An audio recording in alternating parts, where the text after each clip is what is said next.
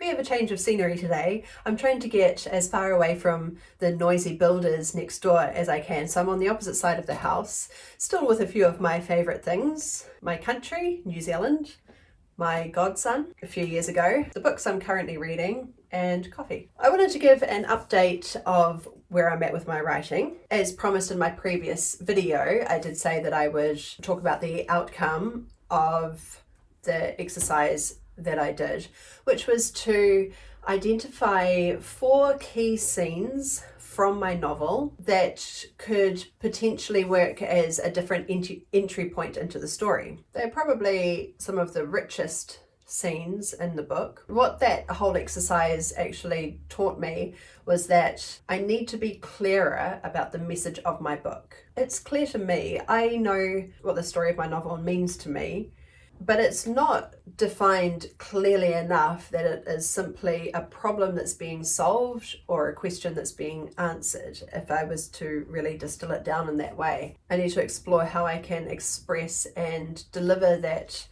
message in a clearer way for the reader. In terms of the outcome of extracting those 4 scenes, I like those points in the book. Only one of them could potentially be the start of the book, in which case, instead of telling the story in a linear chronology, I would be starting at a different point, and then everything that happened before that, I have the option of introducing as flashbacks, just the key points, which means some sacrifice in a lot of the story that wouldn't fit as a flashback, or there would be no real need to tell that part of the story. So it's quite a big decision. What I need to do right now is to take a huge step back from the book and be very clear to myself of what the message is of the story, and then try and strengthen the storyline so that it's tighter and stronger,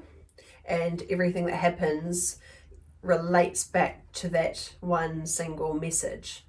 And that's something that I have actually struggled with along the whole way. I've really enjoyed writing all of these things that my character does, and also subplots along the way. I personally love those storylines, but if they aren't all serving the main plot, I may need to be a little ruthless about what stays and what goes. So my plan of action now is to take that big step back, do some very intense contemplation about where I want the book to go, or what I want for the book. Then another critical decision I need to make is how I will deliver that whole story, how I will structure the novel in terms of real time and flashbacks. And I don't want to have too many flashbacks because that can get quite complex, and I'm not certain that doing big jumps forward and back in time, I just feel like that's overcomplicating things, overcomplicating the story,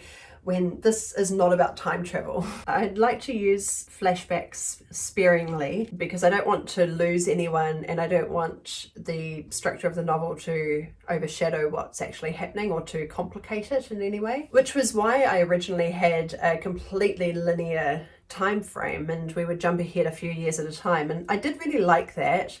But the main issue with that structure was that the beginning was less interesting than the middle and the end simply because of the order the story was told. And that's the whole point of why I'm considering dropping in at a more eventful time in the story.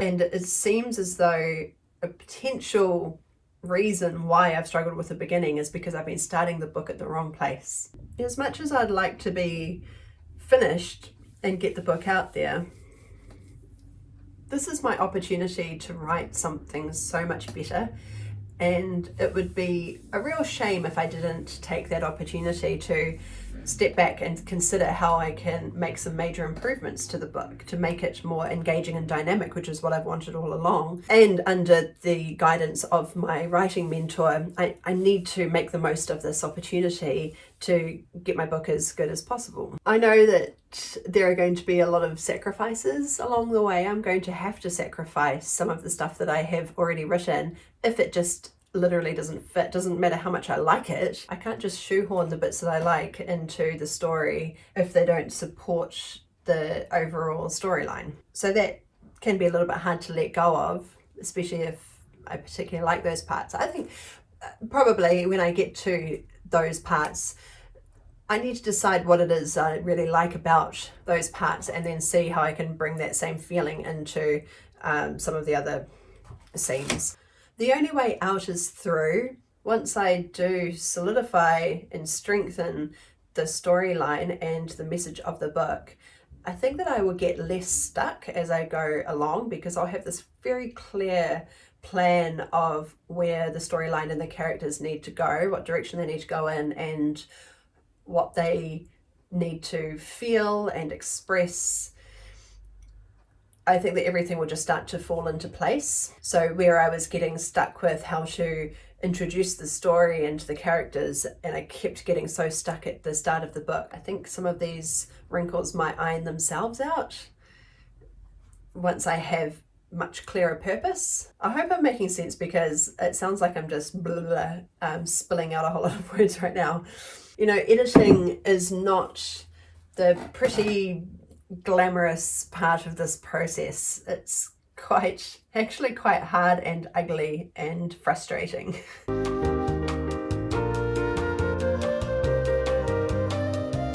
way I'm feeling at the moment is very excited about the possibilities and very daunted by the work that needs to be done to get there. I have this opportunity now to make it as good as it can be based on all the tools and resources and skills that I have at this moment.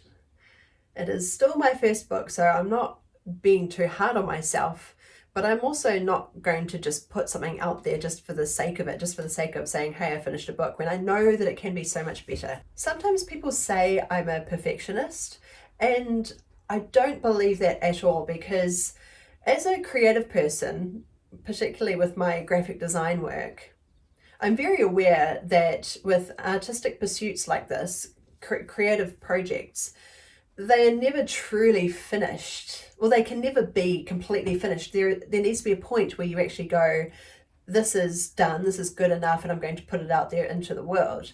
Otherwise, you can just keep reworking something for eternity. That's part of the skill of being an artist, is knowing when the work is done. That's the way that I'm approaching this book. I could potentially keep reworking this novel forever and ever and never put a book out, and that would just break my heart. I know that there will be a point where the book is good enough to go out into the world, and then I will immediately start writing the next book. I already know what I want to happen in my next book. So the work needs to be done. There is a lot that needs to happen to improve on this story. There will be a point where I say it's good enough, fly my pretty.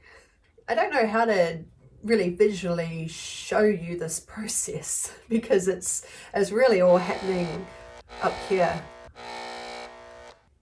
So whether you're a writer or doing some other creative pursuit, I'd love to know what you do when you get stuck. You know, do you take a big step back and look at it from a different perspective? Are there any other tools or tricks, exercises that you do to move forward with your project when you're feeling stuck? I'd love to hear it. So please comment below if you've got any tips or thoughts or anything that works for you. I'd love to open up a discussion about this topic of creativity or creative pursuits and what happens when you run up against obstacles. So please do share your thoughts below, and I will update you hopefully when I've made some kind of progress. So thanks for watching, and I'll talk to you soon.